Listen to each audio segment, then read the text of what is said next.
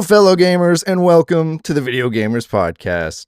Today, we're diving into something every gamer knows all too well, the wish list. You know, that sacred pile of digital hopes and dreams, and games we swear we'll buy someday. Eventually, at least. Today, we're going to pile them up in front of you and show you our indie wish lists. I am your host, Ace, and joining me, he might have the smallest wish list in podcast history. It's Ryan. You talking crap, bro? Yeah. You want to go? I am. Yeah. What, you want to go, man? Right, hey, Ryan drives. You a know big they're truck free, too, right? Just so you know, compensating.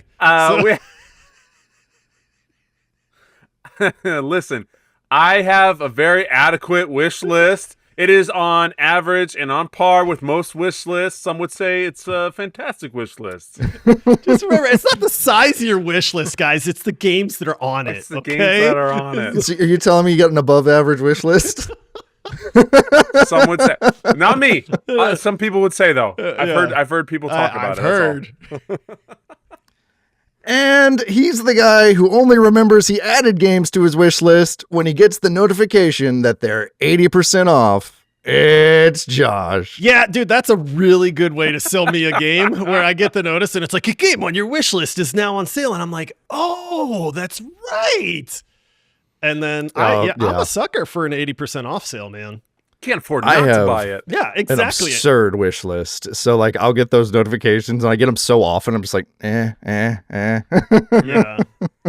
How many games are on your wish list? I was going to ask the same thing right now. Oh, Not no. I know this is a personal question. We're asking about wish lists now. You know, why are we all looking into our wish list? Nobody's like this? listening, but all right. what is it? Let's see. I'm excited. see. I'll tell you right now. Mine is 15. I had 15 games. I legitimately 165. 65?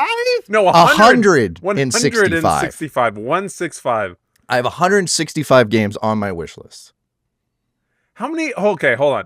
All right. They're free, boys. Okay. They're free. You can put things on there for free. Dude, that is Why are you looking at me like that? That is so many games. That is a lot of games, dude. Do you have like a dedicated email to just wish list notifications? Because that would bug me, man. No, man. Ace, like, okay. Yes. I have 15 games on my wish list. Ryan has 15 games on his wish list. Coincidence? Maybe. Ace is 165? There might be a small discrepancy between us.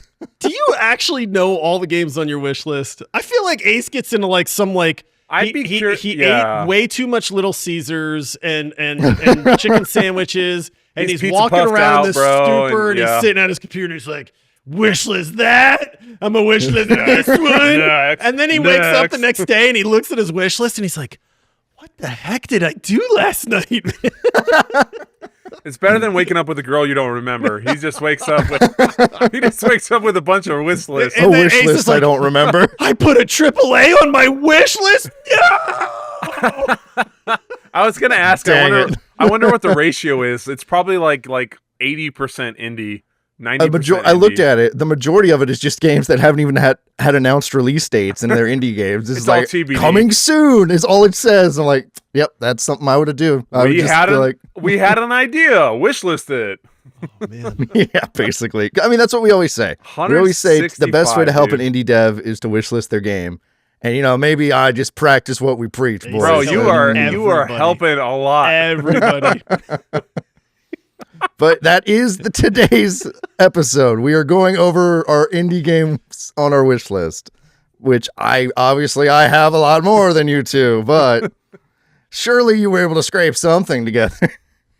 We were, and our names aren't Shirley. I wish list the games again. that I'm actually interested in. Like, that's my wish list. Like, I only put games on there where I'm like, okay, I actually really want to like play this game or remember this game. Like, then why don't you go and get us started then? I will, but like, okay, here's the thing. If you can't interest me in your game with your trailers or whatever, like, I'm not going to wish list you at this point. Like, you got to show me more. So like, I think that's fair. I'm fair. just saying, Ace, I'm going to put this out there, and we love you, but you're kind of a wish list slut. Okay, I'm just saying, like, because my wish list, I curate. Are you calling me easy? I'm protective of my wish list. I'm just saying.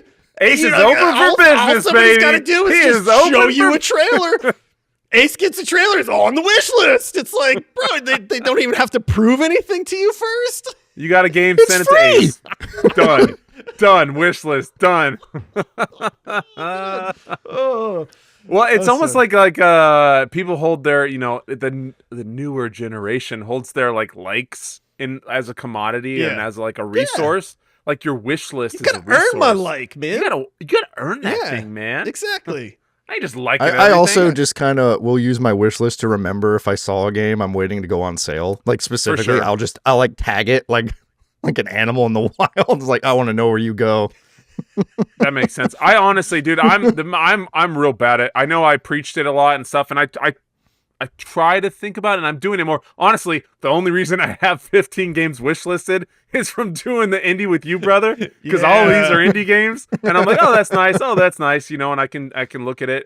It really does help out the devs, but yeah, when you're like, will I remember this game? Will I come back in 6-8 months when it releases? The wish list does help, and it helps the devs. So I get why people do it, but the vast majority of the time, if I'm going to play a game, I don't need to wish list it to remember or like, oh yeah, I'm going to get it now. So yeah, I get that's fair. I mean, this is just my Steam wish list too. I still have a whole probably another 100, 200 games on my PlayStation wish list. Oh my goodness. But anyway, we're talking about wish list. Have we said the word wish list enough? What? Yeah, go ahead and start. Okay, I mean, does everybody know what this is about? Did you know what this is about? Is it about wish lists? The wish list episode? Wish. Wish being like, I wish I could play this game. Like, not like, oh, I once saw this game in a bar, and then... But I'm going to bookmark this tab. Yeah, exactly. Ace bookmarks every website he's ever been to, right? It's like, how else will I get back? Ace's banner on his window on his Chrome is like all the way across. I mean, it's that or you never close a tab in your life. Guys, yeah. Ace's computers. He always wonders why his computer's not running well, but he's got 500 Chrome browsers open. Like, I admit I am the problem. Oh my gosh. Okay, well, this episode.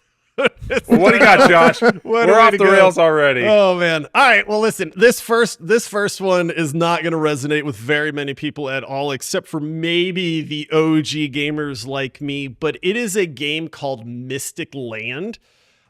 This is the full title is Mystic Land: The Search for Mafaldo, and it is a throwback to the old like Might and Magic type games, the Eye of the Beholder. This is your first person grid based exploration RPG. It's got influences from like the Wizardry series, which Wizardry 7 is one of my favorite RPGs ever. So for an old dude like me that grew up playing games like this checks all the boxes for a game that is that kind of throwback.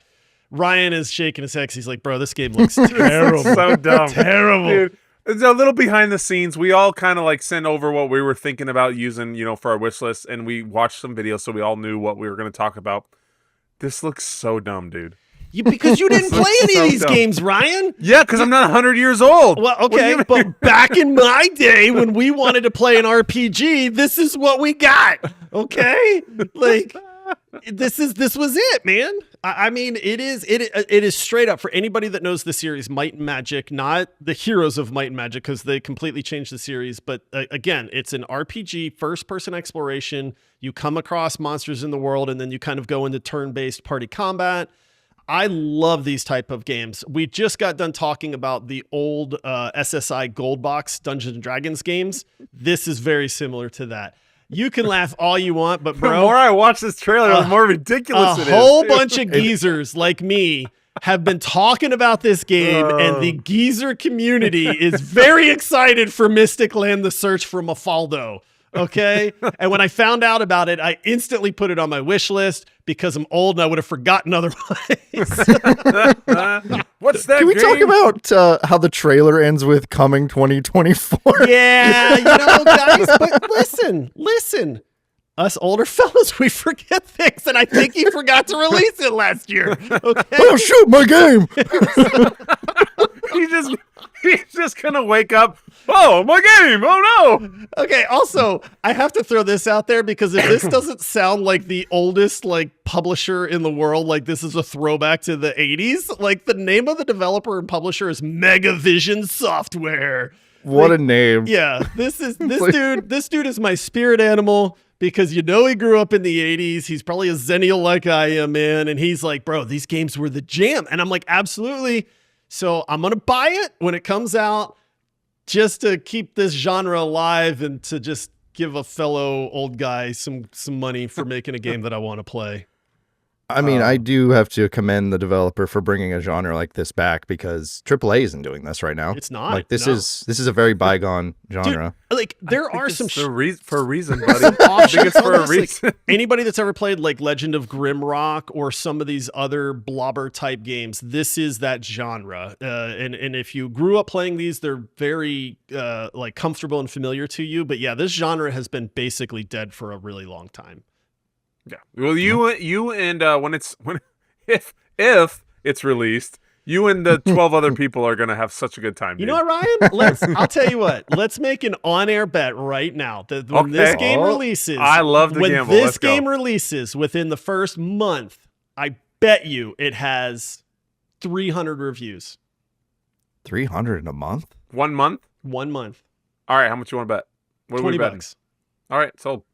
All right. Done. Dang. Write it down, somebody. Done. Somebody write it down. When it releases, we're never going to remember this. All right, well, we'll talk to you in like 3 years. Someone will keep track of that for us, I promise you. All right, there you go. That's the bet. Official bet, 300 reviews for Mystic Lands, The Search for Mafaldo, when it releases after 30 days. Ryan, can you top Mystic Lands, The Search for Mafaldo? Dude, if I had like tic-tac-toe indie game, it would top Mystic Lands. Oh, come on. Oh, man. No, I'm going to go with one that we've talked to. We had a voice actor on the show, good friend of the show. So, like, I'm going to go with Karen. Dude, I'm so hyped for Karen. I'm very, very excited for this game. It is one of the few that I know, like I said, I've been starting to try to wish list more because it does help the devs. It does help them kind of get an idea of what the interest in the game is. But this one for me, it is far above peak level climbing. And I know Josh hates on peak, but this one was it was a cool, chill vibe game. It's not going to be everybody's cup of tea. Some of the stuff was a little wonky. I hope they tighten up the climbing a little bit. There was times where I was going and my leg is like flopping all over the place. You can't hyperextend your knee to try to get a foothold, Ryan? I'm like trying to I'm like, so some of the stuff was a little crazy, but a lot of time in development from since I've played the demo to now. And, I think it just had good vibes, man. It's a solid, it's a solid looking game. It's a solid, the audio was awesome. The effects, it was beautiful. So like, there's a lot there. I think there's some stuff they need to work on, but overall, when you wish list a game, this is probably what you want to do is like get something like this, help them by wish listing it, give them the boost, let them know people are interested, and then they're going to tighten it up kind of, and make something quality. So, yeah, that's what I'm going with. Beautiful game. I mean, I will say this. I probably won't wind up picking this up. I very quickly realized I don't like climbing games, but I got to give them credit. Like, the game is beautiful. Sophia Eleni, who we had on the show, is the voice actress for it. She does an incredible job. Like, this game just screams quality, and I think a lot of people are really going to enjoy it, man.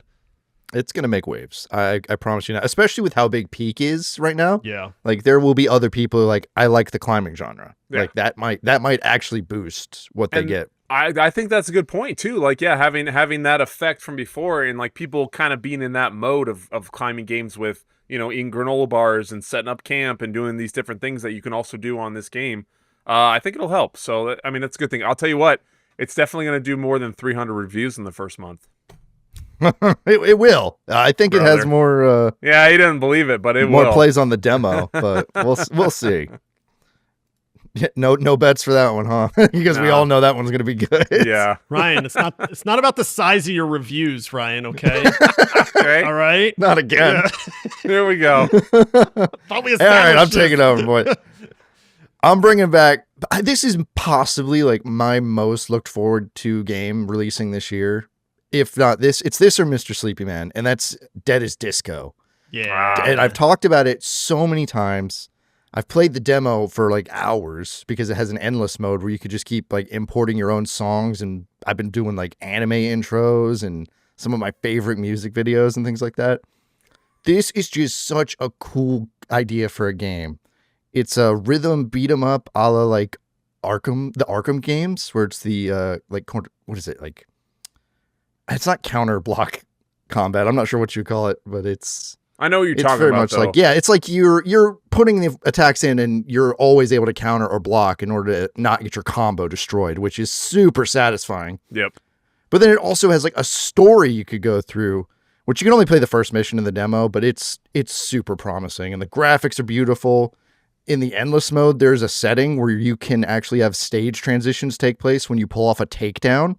So you pull off the takedown animation, you slam a guy's neck into the ground, and now the stage changes like seamlessly.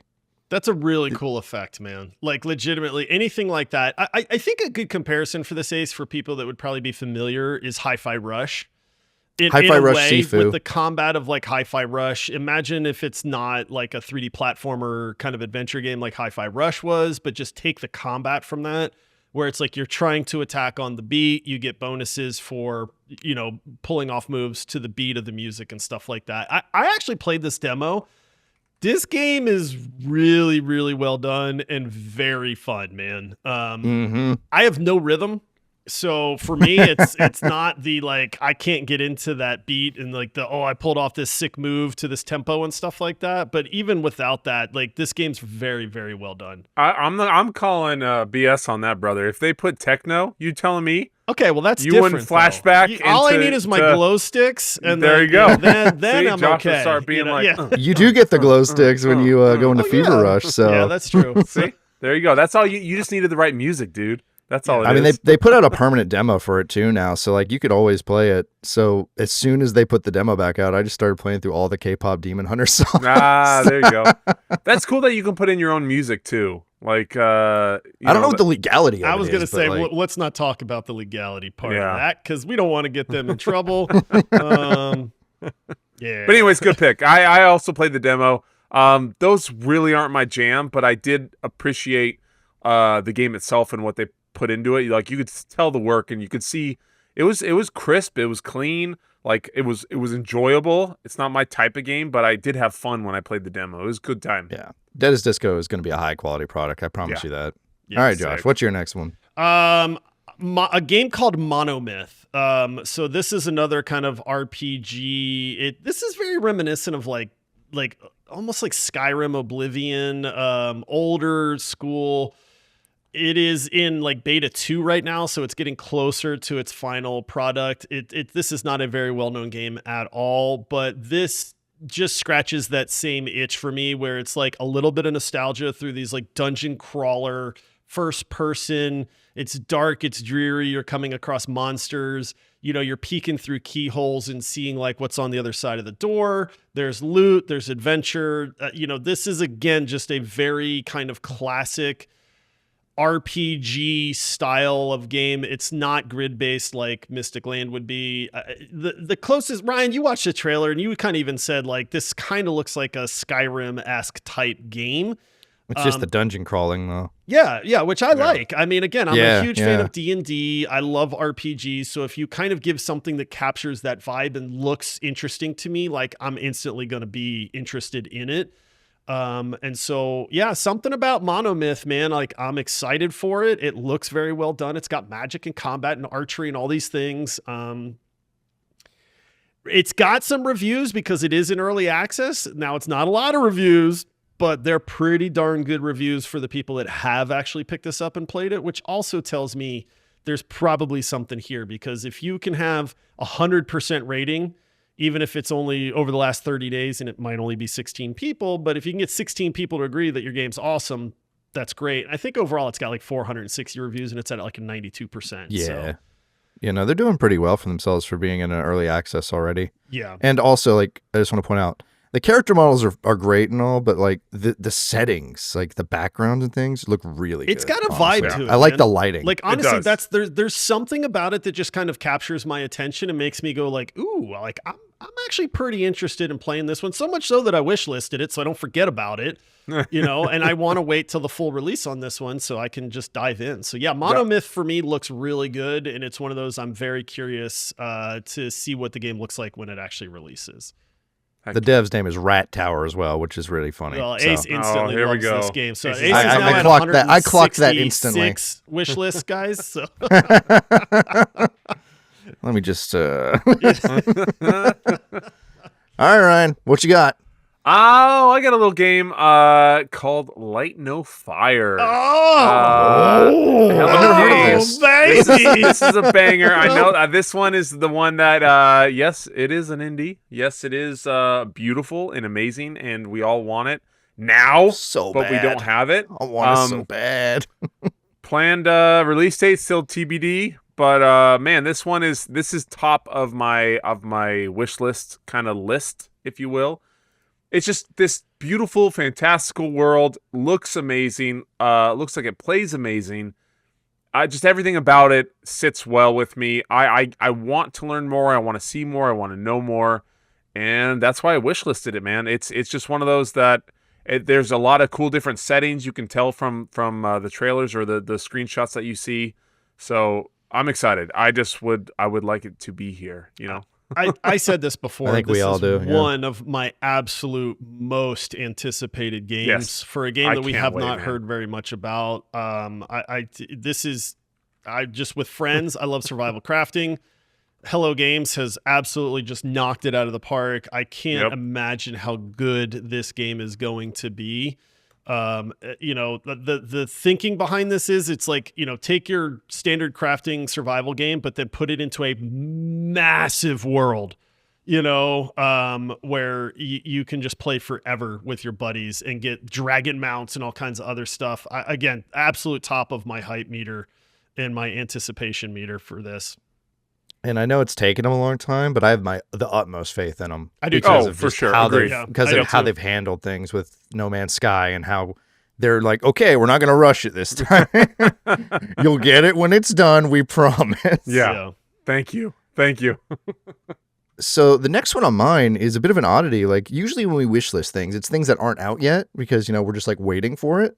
This has been out since 2021 and I just haven't really pulled the trigger on it for some reason. But it's a game called Before Your Eyes. Dude, Emily Sondering, we had her on the show. She mentioned this game, dude. Oh, yeah. If you remember, she said this is one of the most unique games she's ever played. I knew this title sounded familiar, dude.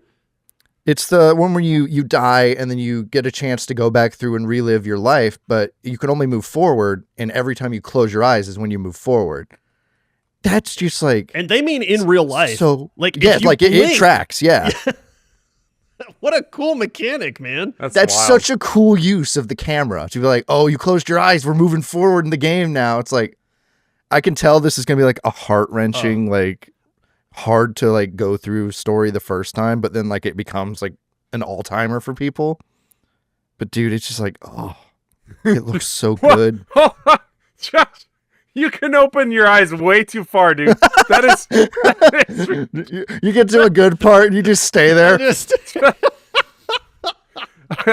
so everybody knows, we do have video now, so you can come and hang out and watch us doing this. Yeah. Josh can open his eyelids way more than I ever thought he could. Just so you know,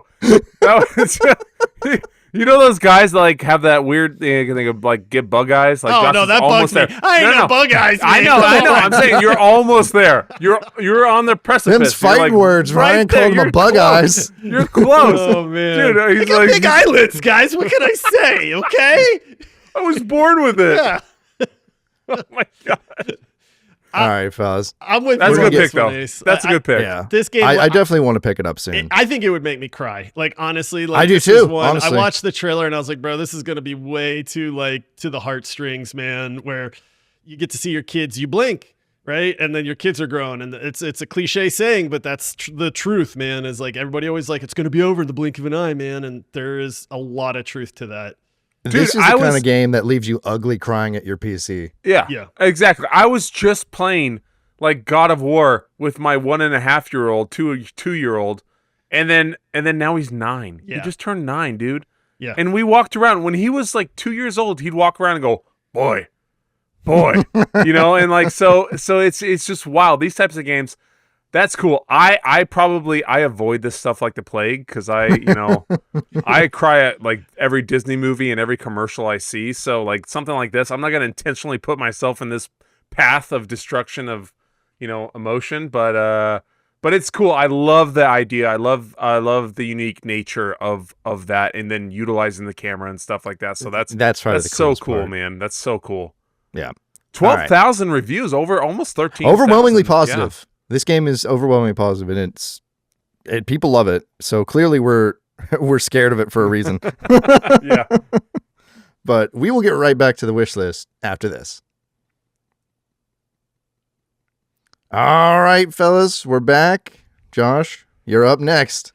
All right, I have a couple more, but I have to talk about this game because this game looks absolutely bananas to me, and I am here for it, guys. And that is a game called Mugenics. This is from the developer of Binding of Isaac and Super Meat Boy. So this dude has an absolute pedigree already. And if you have not seen the trailer for Mugenics, you have got to do yourself a favor and watch this trailer because this is absolute absurdity. And I love everything about this game. It makes me uncomfortable, dude. I get uncomfortable. I'm like, I get the ick, and I'm like, I kind of like it, but I don't. I don't think his games are good at that. His games are very good at that. Yeah. This is the most bonkers like game premise idea / trailer that I think I've seen, man. And I instantly, it's like, if you can make something like this, like I am a fan right off the rip. So you take that and you put that with the pedigree that this developer already has. Mugenics is a turn-based cat breeding, demonic, dark, crazy game that it's like, I mean, take one look at the main character. You are a cat that has a dead Siamese twin head of another cat sticking out of your butt. Like this is, and then it's like turn-based combat on top of this. Like, oh my goodness, man, I'm here for it. I can't wait for this game. It is on my wish list. It just looks crazy to me. But I think the game itself will actually be pretty fun too, because this guy knows good gameplay. I mean, Super Meat Boy and Binding of Isaac, like, come on. These like grid-based, turn-based RPGs like this are actually some of my favorites. Yeah. So like that already gets my attention. Apart from just being absolutely bonkers, dude, I think the game itself is actually going to be really good. I agree. Right. Honestly, I agree. As bonkers and crazy looking as this game is, it's like it's going to be pretty good. I watched this little trailer like 4 times, and I still don't even know what this game is going to be. Like this is ridiculous. And then you start breeding your weird, like demonic, disfigured cat with other cats. Like I cannot wait to see where this game goes, man. Me either, man. I can't believe I didn't know about this till today. It's oh yeah. Add to wish list. Yeah, exactly. Yeah. I mean, that's why we do this, right? It's like we're trying to put games in front of people that you should probably know about. Oh. All right, Ryan, you're up. What you got? I don't know how you're gonna top the last 2. Speaking of games that are crazy, have you ever been a bean and you just want to kill stuff? Like a, well, you can say that I have. Killer Bean? Well, you can do that with Killer Bean. Killer Bean. Killer Bean. GTA meets Max Payne meets Bush's Baked Beans. Bush's Baked Beans. I honestly, I'm not gonna lie, guys. When we were doing research for this, and we're like, oh yeah, pull up your wish list, and then I'm looking through, all 15 that I had, obviously. I'm looking through, and I was like, oh. Killer Bean, what is this game? Oh, that's right. And I pulled it up and watched it, and man, I got immediately hyped back up for it. It is ridiculous. It was dumb.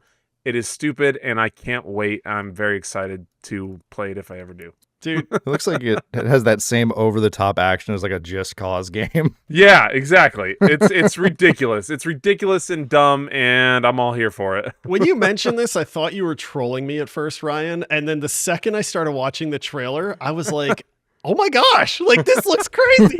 No, I love the way this looks. Ace and I cover this on something. That's the only reason. Trust me, that's the only reason it's on here.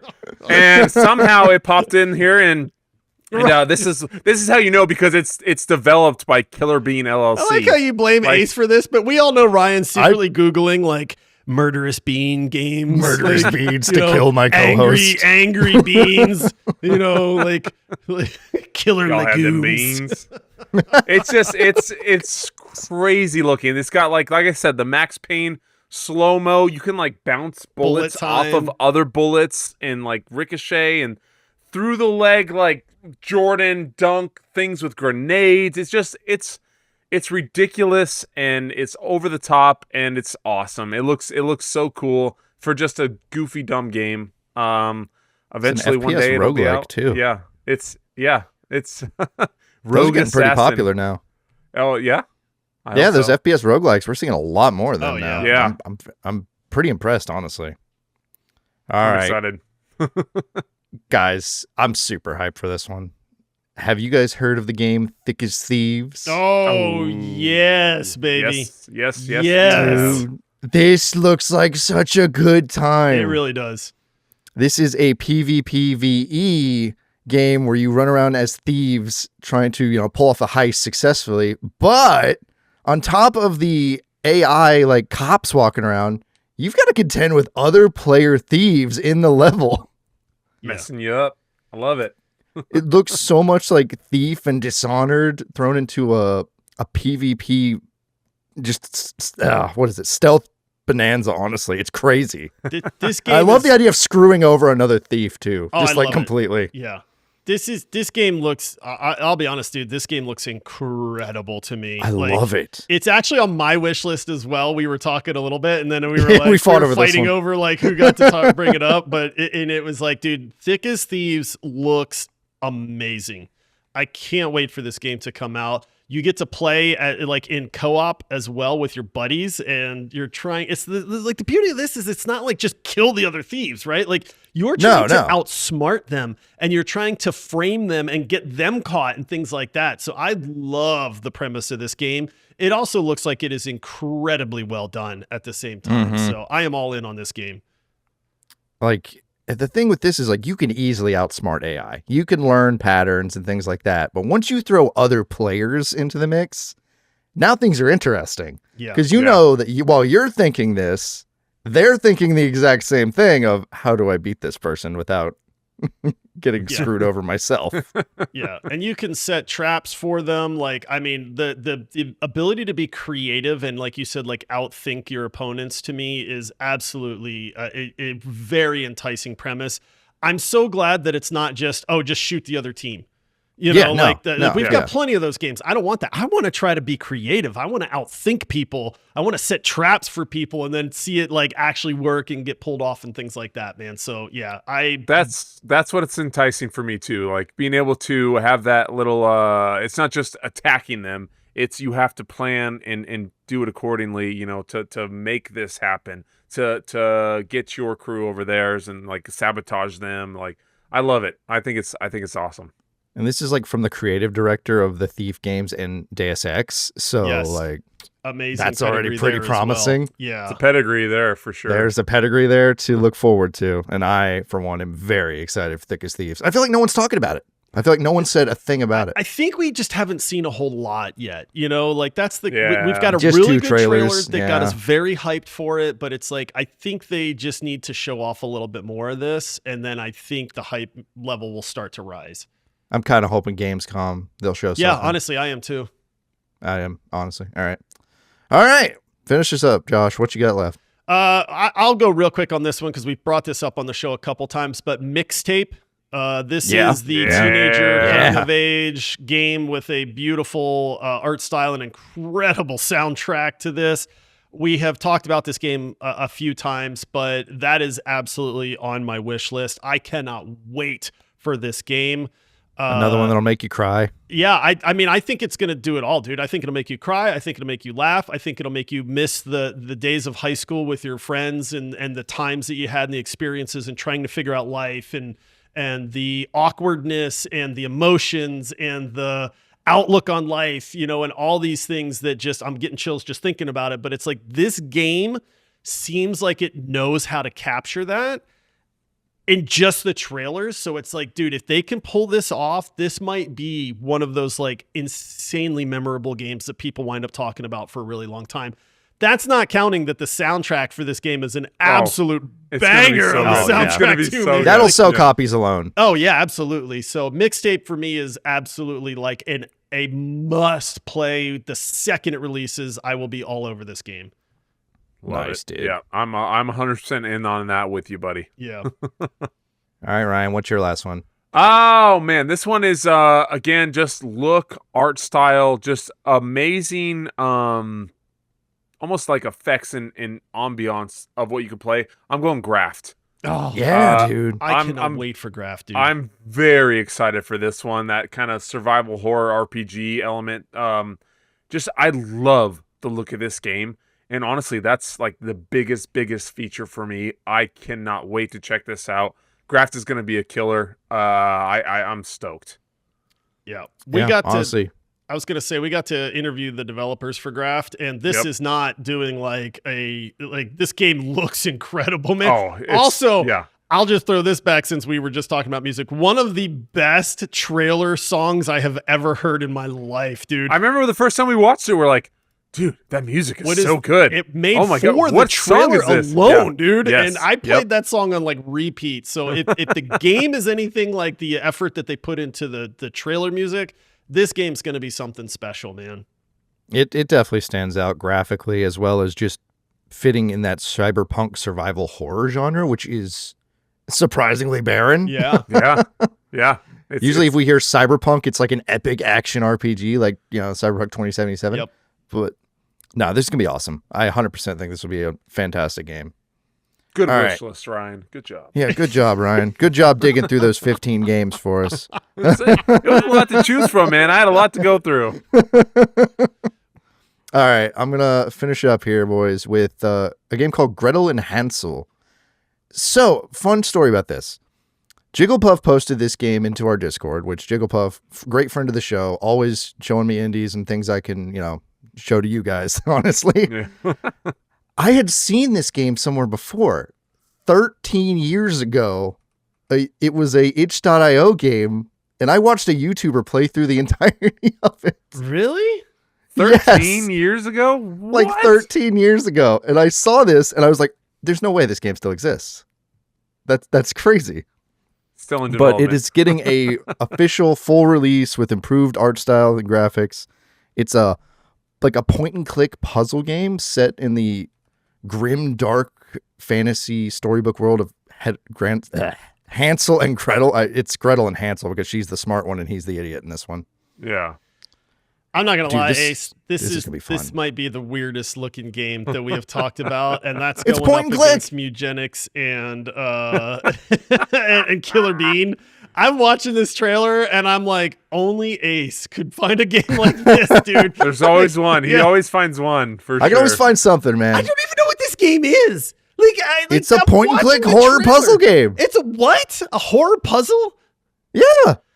It just looks. You could die horrifically if you mess it up. All I know is at one point they rip off like Gretel's face, and then she chops off Hansel's hands, and there's blood spurting everywhere. And that's where I was like, a grim fairy tale. There is a weird part of this that looks really interesting, but all the rest of it, I was just like, what am I watching right now, man? Yeah, that's a lot of years to be in development too. Yeah. Well, I don't know what happened to it. It just kind of disappeared off my radar once it was, off itch.io and on that free software. But then Jiggle basically restarted that battery in my brain. I was like, oh my gosh, I've seen this before. Yeah. Oh man, 7 or 8 years ago. Now I remember. Yeah. But I'm looking forward to this one just because, if nothing else, because I have that 13 years of nostalgia of waiting for this game and it just never showed up. But now it's here. It's in front of me. And it looks better than ever.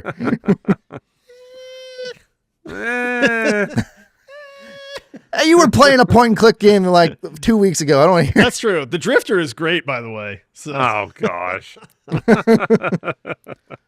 But those are our wish lists. And if you want to be sure to tell us what your indie games you've wish list this year down in the comments below, do that because I'd love to see it. I'd love to see what everyone's wish listing, what everyone's looking forward to, or just what you're holding off on for some reason, just because one reason or another, it's not what you want right now. Which I feel like I use my wish list for that a lot. I just grab something like maybe later. Yeah, there you go. It's good spot. Be sure to follow us on whatever platform you're listening on. Be sure to leave us a review, rate us 5 stars. And if you haven't, check out our socials because we post some great shorts over on our socials on Instagram, TikTok, Facebook if you're old. Even I don't Facebook, guys. Okay, so that I at least have that going for me. Stop alienating our listeners. What are you doing? Facebook is great. Yeah, we love all our Facebook people. Yo, I'll see you on the book, people. Yeah. Wait, let me type that out in Morse code for them. Yeah. And like we said, we have video, so you could be watching all of this, all the stupid faces and things we make at one another the entire time to try to throw one another off. And subscribe to us on YouTube as well, if you can. That'd be awesome. And finally, join our freaking Discord, man. Yeah. That is where you will find like all the action. You'll get the notifications for when we go live on Twitch. You get to hang out with all of us and our community, which are fantastic. You'll get the warmest welcome of your entire life and meet the best gaming community out there. And one final thing, if you're loving the show and you've got it in your heart, why don't you go ahead and subscribe on Patreon? Give us a little support. Keep the show going. It's listeners like that really keep us going and keep us not motivated, but keep us in business, honestly. Yep. That's true. And until next time, happy gaming. See ya. I bid you adieu. Oh, that's much better. See, you don't have to steal mine I'm that gonna way. rotate every time now, Ace. That's my thing. Is it's never gonna be the same.